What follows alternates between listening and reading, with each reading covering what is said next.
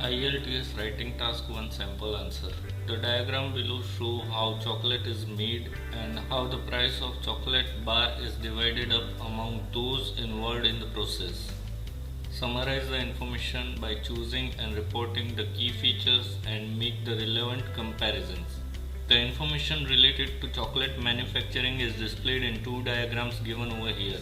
The first image shows the process, whereas the second image is a pie chart. Overall, different stages of chocolate production are shown in the process, starting from cocoa grinding, which ends at two different steps, making chocolate bars, and at the food industry. The cost of chocolate manufacturing is divided into 5 parts. Chocolate making starts with grinding of cocoa and waste is separated from it.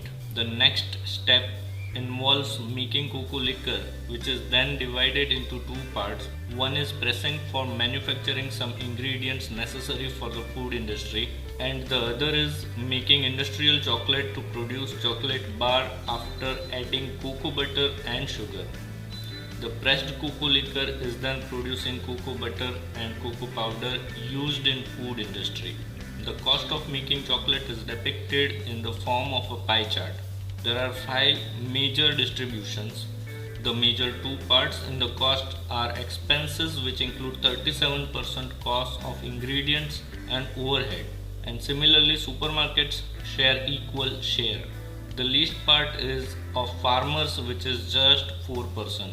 Other two almost equal parts are shared by chocolate companies and taxes.